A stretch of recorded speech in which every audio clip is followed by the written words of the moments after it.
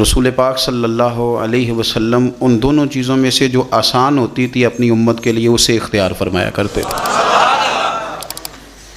اور سرور کائنات صلی اللہ تعالی علیہ وآلہ وسلم نے جب لوگوں کو بھیجا مختلف علاقوں کے اندر، بعض گورنر گئے، جیسے کہ یمن کے اندر حضرت معاذ ابن جبل گئے، مولا علی شیر خدا گئے، جب مجاہدین گئے تو نبی پاک صلی اللہ علیہ وسلم نے ان سے فرمایا تھا کہ لوگوں کو خوشخبریاں دینا، نفرت نہ دلانا، لوگوں کو دین کی خوبیاں بتانا، دین کے قریب کرنا، دین سے دور نہ کرنا۔ اللہ تبارک و تعالیٰ نے قرآن مجید کے اندر بہت ساری چیزیں بیان کی ہیں، ہر چیز پر مر مٹنے کو دل کرتا ہے، لیکن ذرا اس آیت کا بھی ذائقہ لیجئے گا جو میں نے سورہ بقرہ کی آیت نمبر 185 کا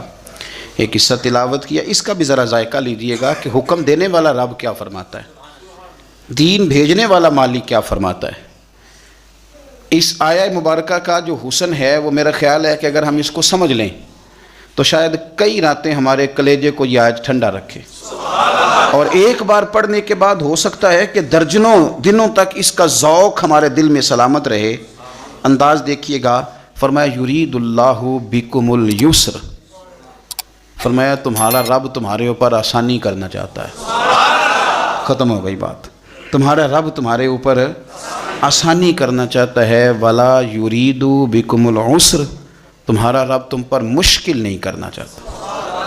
اللہ تمہارے لیے آسانیاں فرمانا چاہتا ہے، تمہارے لیے دشواری نہیں کرنا چاہتا۔ تو جو پیغام دینے والا ہے جب وہ کہتا ہے کہ میں کرنا ہی آسانی چاہتا ہوں، اب آپ میری بات کو سمجھیں،